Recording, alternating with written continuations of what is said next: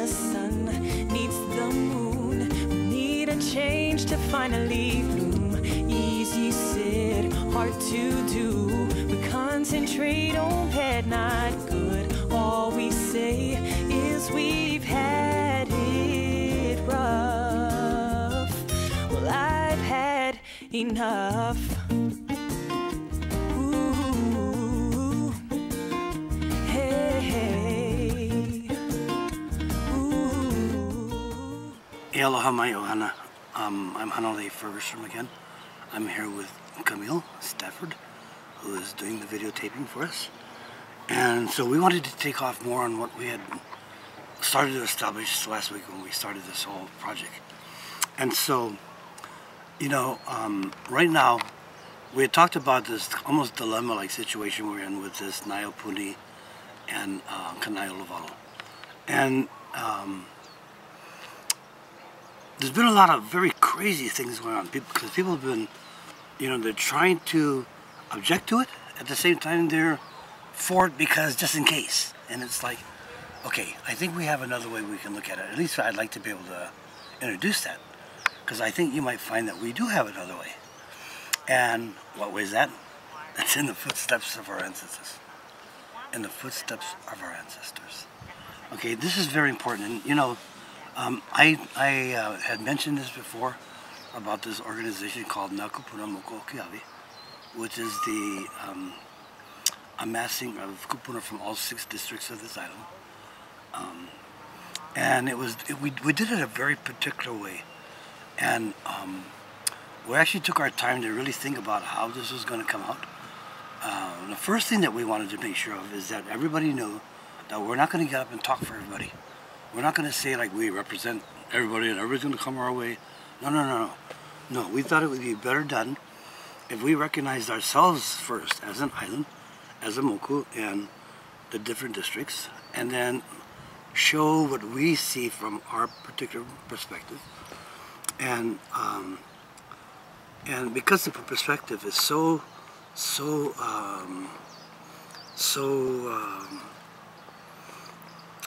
what's the word? Let's just put it this way, it's a really simple perspective. And all it does is gives us a photograph or a snapshot of what we were thinking about at the time. Now this is very important too, because we put this together, we actually published this in August of 2003. Now to really appreciate what's been done here and to help encourage you to follow in the footsteps, yeah? I want you to think to yourself, what were we all doing in 2003? Where was the mindset? What was the group mindset in Hawaii? And the reason I say that is because some of the stuff you're going to see on this paper are things that you've come up with, but not necessarily back then.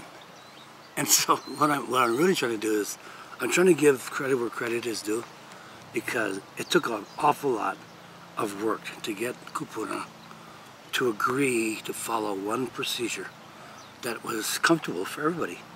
And in fact, where it became good fun. I mean, we used to love to go to these meetings. Every month we go to a different district and have a different kind of meeting and talk about different things that are going on. Now, so one of the things about us is that we are very adamantly behind the Queen. Okay, there's no sidestepping here. I'm not interested, or we are not interested in entertaining what Western man wants to talk about, or even his own description of his convoluted history of our Hawaii, right? That's beside the point. And I'm not trying to be a revisionist in that sense. I'm trying to say that that was that time, this is now, and even now we choose to continue in the footsteps of our ancestors. And why? Because it's so much easier than coming up with a new one all the time. Then we got to go through all the stupid scrutiny and all that stuff. And I think that we actually did a good job. So as we start talking about this, I want to go down it and talk about the words. What were we saying? And so the first thing that we're saying is that we want to follow in the footsteps of our ancestors. Yeah? And of course, the last footstep of our ancestors, of course, is the overthrow of the Queen. who, of course, you know, left us an incredible amount of information of how to save a kingdom that was in distraught like ours. So all this time, one of the things that Kupuna is trying to do is trying to get you to release your inherent sovereignty by yourself. In other words, they want you to go beyond the Queen and act like you somehow or another of a greater authority than she, that you somehow think that you have a right now to override all that, and you're going to position yourself maybe for the state of federal recognition. And the question is, why would you do that? Why would you? There's nothing, they're not even offering you anything, right? In fact, they're telling you a whole bunch of stuff you're not going to get. Yeah, like gaming. You're not going to get any lands. Nobody's going to re-talk about how these lands all got stolen, not to mention the 1.8 million acres of ceded lands. Of course, ceded lands would have to do with the Treaty of Cession, which never happened. So there's controversy in that. And so the reason I'm having this conversation this way, when I talk about the ceded lands, is because we have to also be cognizant of where in their law do they mention these properties. Okay, so when we talk about the ceded lands, ceded is actually from a Treaty of Cession that never happens. And a Treaty of Cession is the way states become part of the group of states called the United States. Okay? And so they claim that we have annexation through a joint resolution. But the United States, according to the United States law, there's no such thing as a joint resolution that's able to have any power outside of its territorial borders, which is the territory of the United States. And so it has no extraterritorial borders like in the Pacific. And certainly a resolution, which is just a simple law, yeah, cannot stretch across their borders to annex a foreign country, of which Hawaii is. Yeah? And so anyway, so we've been dealing, for the last 123 years, we've been dealing with this incessant bullshit, quite frankly, incessant bullshit. They just keep on telling us over and over and over and over and over why it's theirs. But they cannot prove one thing that shows that it is theirs. And we've said that all the time. Show us a treaty. Show us some kind of document that indicates that you're correct. And the only thing that they can come up with is a joint resolution. And then you go read the history of joint resolutions, even in their documentation. It even tells you that they agree that a joint resolution has no power to annex another country. You know, that would be like saying that Hawaii could annex the United States and it would have been fine. So, just to get it in perspective, yeah. And anyway, so, one of the reasons why we did it the way we did is because in law, there's a thing called standing, yeah?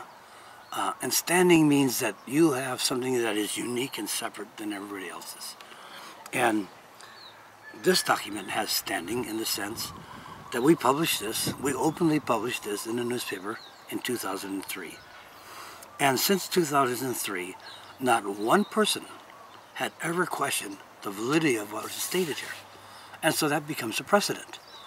And so, because we were very, very cautious not to take it upon ourselves to start thinking that we're going to think for Molokai or Maui or Kaua'i and say that we're all thinking alike, which would be, of course, a farce, we thought what we'd do is the best we could for ourselves and then make it ono enough where if other islands wanted to follow a similar trail, that they could easily adopt our papers into theirs, into their foundational papers if they wanted to, or just simply say that we were in agreement with the past, with the position and the trajectory of what Ngā Kupuna Moku Keawe could do. And so the words were really, really well selected. At least I think so. But I'm going to go ahead and say them to you, so you can also think, and whether or not you think it has some merit to it. And so it starts off. It says that in the footsteps of our ancestors, Ngā Kupuna Moku Keawe, or the island of Hawaii, And it starts off by saying, Keawe is the spiritual foundation of the Hawaiian Kingdom. We gathered this day, May 3rd, in 2003 in Hilo to recognize and affirm our traditional and customary role as Kupuna, representing the 7 districts of Moku, Keawe. Now, I have to clarify a little bit because there's actually 6. Unless you're on a certain kind of different level where you understand that Mauna Kea is a district unto itself. And so we put all 7 there. Anyway, it says that we gather together, we gather to protect, to promote, and preserve the rights of dominion. Now, this is a very powerful word, this word dominion, because it means all. All of that which can be controlled is ours to do. We are the controlling factor. Okay, preserve the rights of dominion inherently vested in the Kanakamoli people. In other words, it's our stuff. We'll determine whether or not we want somebody else to aid us or replace us or whatever, but not the other way around. We have that right of dominion over all matters concerning laws, land, water, air, and occupancy throughout the entire Hawaiian archipelago. We, the following, set forth as district representatives, comprising Moku, Keawe, in the traditional role of Kupuna. We further pledge our allegiance to the lawful Hawaiian Kingdom, to our beloved Queen Lili'uokalani, and to the founding fathers of Kamehameha I and Kamehameha III. So, I want to clarify that for you too. So, this lawful Hawaiian Kingdom. I don't want that to be confused with some people who have a name very similar, like the reinstated lawful government or the lawful government. That is not who we're necessarily talking about. Lawful, the term lawful is a very powerful word because it gives you right. It exerts your right of dominion. Okay. I'll give you a good understanding of that. What we have in Hawaii today is not a lawful government. We have a legal government, and in actuality, it's called a de facto government, or a government in fact, where the de jure government, which is the government with all the right and might of authority to assert a jurisdiction, is us. And so that's the difference. We have a lawful government telling us what to do, but they have no lawful structure. That's quite different. It is our purpose to join in concert, to recognize one another as traditional Kupuna representing the districts of Moku, Keawe, for the mutual protection against the onslaught of oppression, destruction, and deceit of the foreign military occupying forces and the civilian governments of the United States, the state of Hawaii, and its agencies and representatives. Now, that's a big mouthful. It's a big mouthful. But it's saying to you that what we've had is 123 years of continuous bullshit. They just keep lying. They keep hiding the truth from us. They make it so when we find it, you didn't find it the right way. You didn't present it the right way. As if it really mattered. I thought truth was to stand tall. And that truth is what we're really looking for. And so our Kupuna believes that is true. So these are not mistaken. We're not mistaken when we made these terms. We're being very, very calculated. Okay, because all the agencies of the state, which is why we have so much controversy. You know, let's just take Naiopuni. Now they're saying, oh, it's a private organization. Let's put together a mechanism for voting for a government. First of all, who are they to put together a mechanism for government? Whose government? You know what I mean? And it's like, in the federal courts, they state that they were not subject to the Rice versus Cayetano case, which is a race-based voting situation like we had, but that they were acting as private individuals. They forgot to talk to you about the fact that the only funding they could possibly get was from OA, which is a state organization. And the fact that they had been conspiring for this for many, many years under many different auspices, including Kaua'i and Kanai'olawalo. Those all came into this way before, and you know, America's geniuses in the sense that they have a way to start saying something that may be controversial, let you go through all the gyrations of understanding either why you're for it or against it, and build up this great big case, and the next document they come up with has little bits of the questions that you brought up before, and they've added into their common language. But, you know, it's not like we're actually giving them the answers to the stuff that they're about ready to put out. And so this is very important, Jim. This is the lower part. It said it is further stated that the Hawaiian people recognize that we as subjects to the Hawaiian Kingdom cannot accept posthumously an apology to our Queen. Now, for those who don't understand that word, posthumously means after death. Like if they were so sorry, why didn't they reinstate the Queen? Why didn't they have to tell the Queen that they were sorry?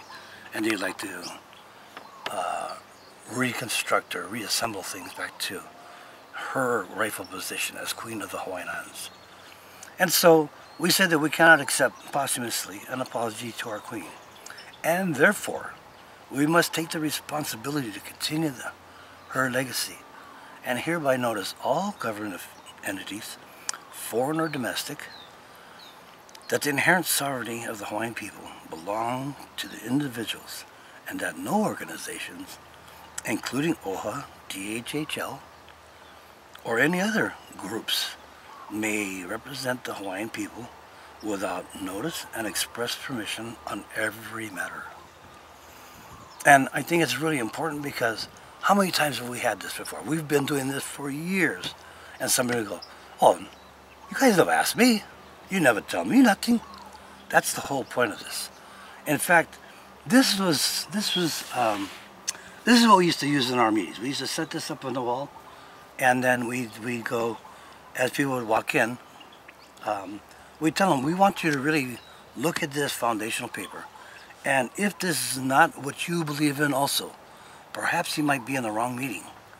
Because what we didn't want to have to do is continually deal with guys who are leaning toward the state or trying to sell the state's position and that kind of stuff. We had this all the time. Bishop Estate is notorious on sending their guys out, finding a little organization that seems to be moving ahead, and they'll come in with the same thing. They'll come in with a bunch of money.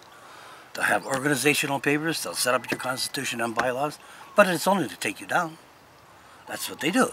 And so it takes a while to really understand that because, like every one of us, every time we start an organization, oh, it costs money, bro. Who's going to pay for the paper? Who's going to pay for the gas? You know, we go through that stuff. And, well, we were at a place where, hey, I will. I'll pay as much as I can. You know, I got to live too, but no problem. If I got to go every other week, that's fine. But what we did with Kupuna Moku Keawe, when we formalized it, when I say formalize it, I mean it was actually 1 year after. 2003 was when we published our formal documentation. But in 2002 is when we started this thing up. And it actually came as a result of a need that we've seen, and it happened to be with Kaua'i, with Uncle Abel Simeona. And it had to do with the fact that he was being evicted from the same place for the 16th time. And we said, no, we can't just let this continually happen. This is just ridiculous. And so we actually went to one of our kupuna, who was one of the signatures, and asked her to write us a letter to myself. I'm a Nokoa. I'm a Nokoa from Pu'uko'alheiau. So it would be in my kuleana to act upon this. But a letter from the kupuna directing the Nokoa to go down to Kaua'i Bay and stand for Parel Simeona and put him in the position of Konehiki. Now, it was a really powerful thought because they were going to evict him that night. So in our funny way of haste, we had Auntie Eleanor Ahuna write this directive in English and in Hawaiian, and then we went and got 2 other signatures from the Hilo area, and then we took the documentation directly down to the Sheriff's Department. which at that time was the only people who could enforce an eviction. And so we ran it through their fax machines down to the headquarters in Honolulu, and they received it. Well, lo and behold, 1 year later, still up to 1 year later, they had not made another move because something struck them very seriously. And I believe it was this foundation of Nā Kupuna Moko Keawe. So once we seen that set, we decided, you know what, we got to formalize this, formalize it. And so we decided to draw these papers up, and then we published it in the Hawai'i Island Journal in the month of August in 2003. And you know, there's a lot of laws in Hawaii that says that before a law any law that's enacted has to be displayed to the public at least a certain amount of time, usually a week, before it can become law, giving people an opportunity to view it and make their challenge against it if they feel it's not correct. So we did better than that. We put it in a publication that was in publication for 2 weeks. So nobody can say, oh, well, we never seen it. That wouldn't stand up in a court of law. And anyway, so in that whole thought, we're looking out now where this craziness of forming a government is coming up, and there's nobody who can tell me that they're not uncomfortable about the way this is being done. I have never in my life seen such a crazy thought of creating a governing agency that you can't even take the time to tell the people not only who the candidates are, what it is that we're doing. Did you ever see anything on it? Except for what these little forums are. So you get 5 or 10 people out of 200 talking. Did that help you any? And quite frankly, it wasn't designed to. And the whole thing is designed that if, in order to participate in Naiopuni, you had to first sign up with Kanai'olowalu. And to sign up with Kanai'olowalu, you had to relinquish your inherent sovereignty for that right to put up together a government under their thumb. Now, I admit that a lot of people signed up only because it sounded like a good thing to do, but they didn't have any time to do research or were too damn lazy to do research, which is probably the more likely thing. But nevertheless, I look at it this way. They're still our family. I'm still going to want to save it for them too, you know. However, we do have to make clear that there is a difference between those who had held fast with their ancestors, like they have for 123 years now, and those who were ready to throw in the towel and were electing, volunteering to set up a government other than the legal or the lawful government that was already here. Now, I don't know what came across them. I don't know if it's just plain ignorance or they got swept up with the hoopla. I don't know. But we wanted to wait till we started doing this until after the final date for signing up was. Now, I understand there's a lot of controversy going out there and a lot of people thinking about dropping off, and that's fine. That's fine. I think it's very important to know that any federal mandated law or program they put together, if they don't have people who actually abide by it, simply dies. You have no participation. And I think what we're going to find as we get closer to this actual vote is you're going to find a bunch of people that don't have enough information and they're not going to participate. And I don't know if you've read the latest DOI laws, which is another thing that people are not paying attention to. This is a whole other set of instruments that are going on in the federal government side that says as soon as we get your signatures and you make yourself known that you want to be a government, we have a way to do that. We're going to slide you right in, just like the sleight of hand, and which is what it is, it's a sleight of hand. Okay, so where are we going with this whole idea? We thought, and we actually thought this a while back, that what we had created was so generic that any island could pick it up and call it their own. And so, of course, you could say you are Nā Kupuna Moko Keawe because you're not. But you could say that you are Nā Kupuna o Pi'ilani, like Maui, or Mano Kalani Po. And I kind of thought we would stick with some of these chiefly names from that song, Meliai Pohaku. Yeah, where it tells us that we'd rather eat stone than fall for this crap. Yeah, and so it calls for each of the islands to come forth and bring their best forward. And so that's what we're looking for. The power of something like this is in the fact that we can be together, and that we can act uniformly together, and that we has 30,000 times more power than just me alone or you alone. Yeah? In other words, it's going to start catching each other's back. I don't care if it's a small problem with the Hanape's on Molokai, or a small problem with some people on Kaua'i over some stupid thing. We need to act as a nation.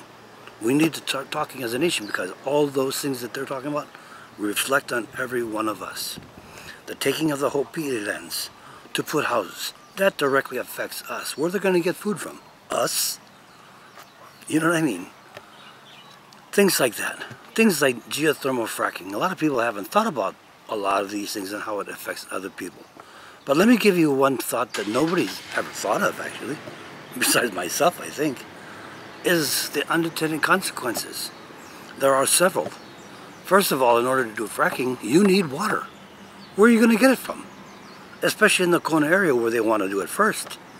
You know, it's not like you have an abundance of water there, or the water that you do have there is so well contained that it's not that accessible.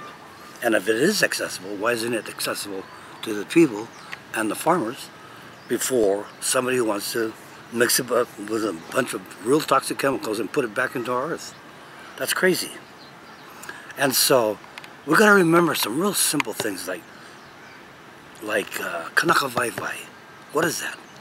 The water. It's all about the fresh water, because he who has water controls destiny. That's an old Roman saying, actually.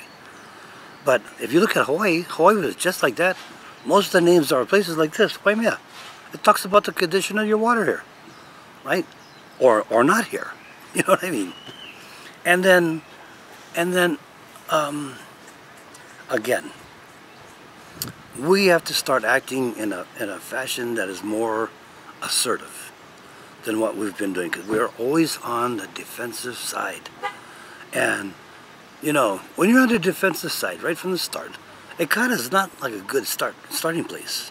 You know, when you're behind the 8 ball, it's like, no, gang, we have to do some assertion and major assertions, like are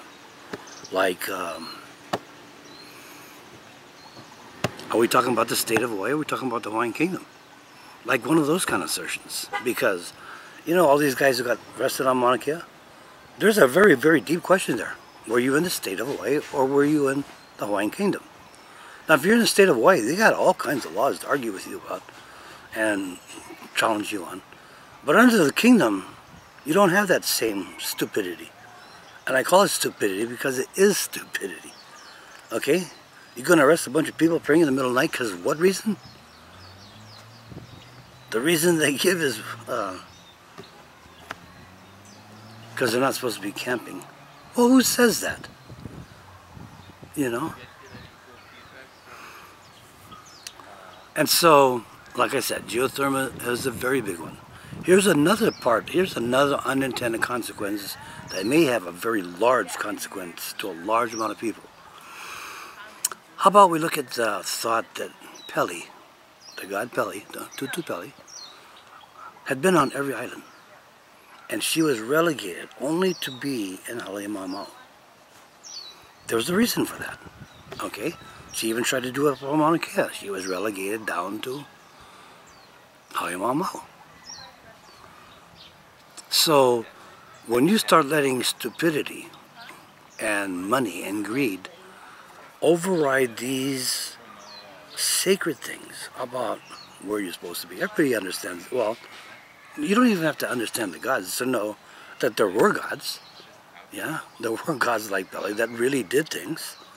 Yeah, and that it may not be a wise idea to make her mad. The last time we made her mad, she burned up all of Puna. You know, I mean, toasted the place. And that was just over a little love triangle thing You know what I mean? Can you imagine how she would feel if you thought you were just digging in the side of her house? I mean, it's a little bit different, and I think we should be real conscious of this. Anyway, again, it's about how do we come together in a way that is productive, yeah? And so the first step, I believe, is to find a way to join hands.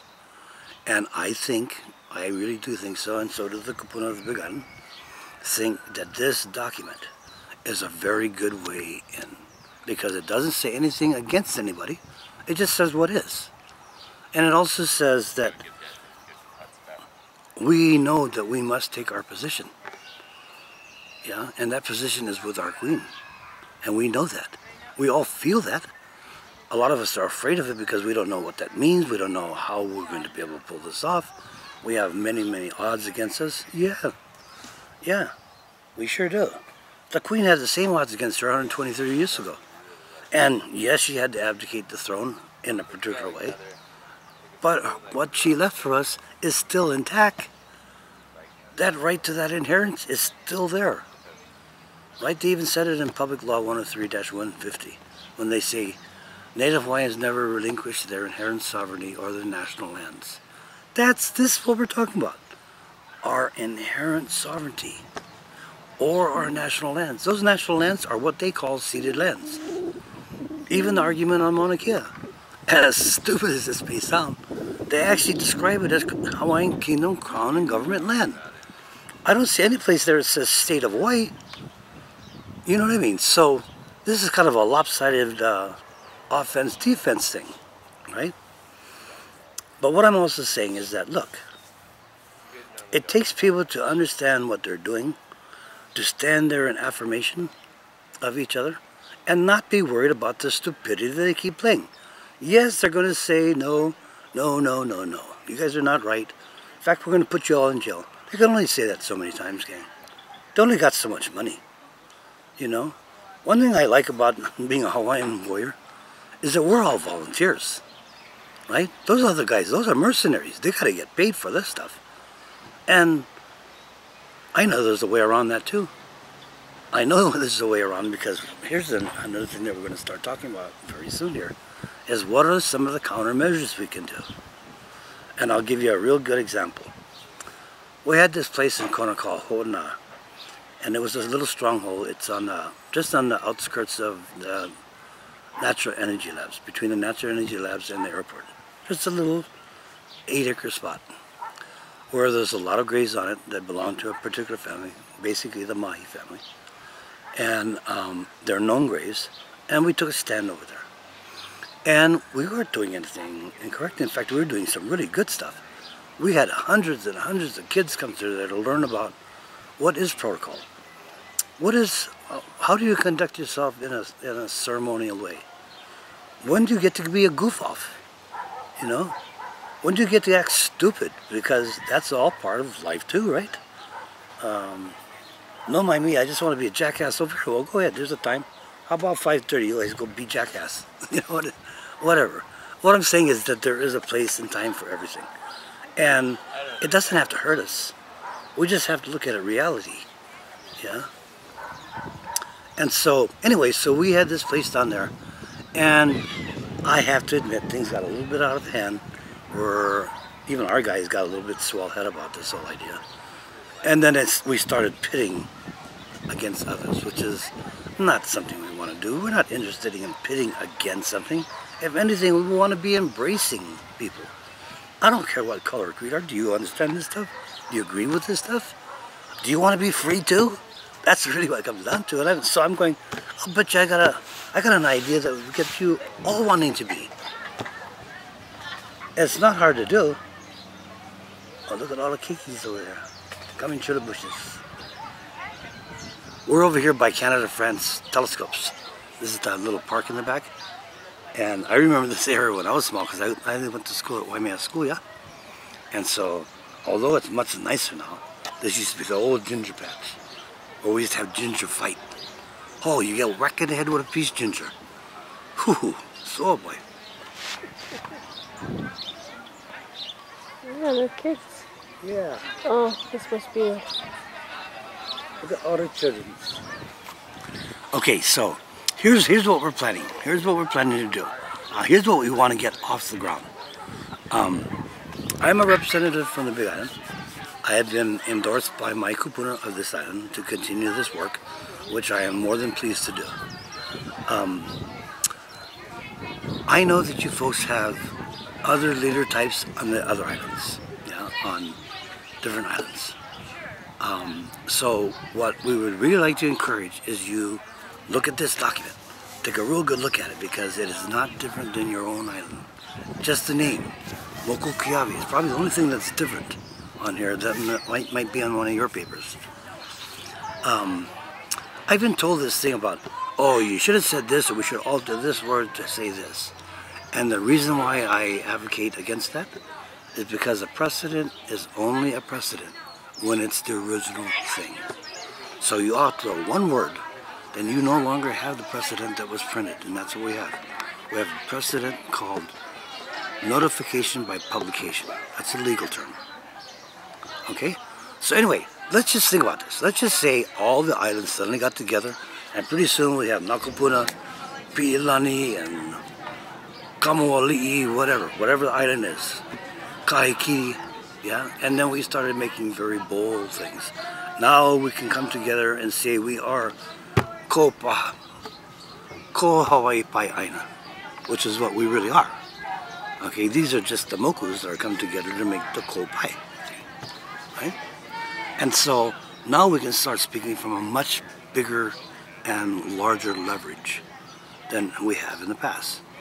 Okay, and we're not leaving it to them to organize their little old Hawaiian group like they do all the time, like OHA and the civic clubs. You know, I'm not saying they're all bad, I'm saying it's a well-calculated move. And if they can think of it, why can't we? We can think of the same thing. We can organize similarly, because that's what we're doing.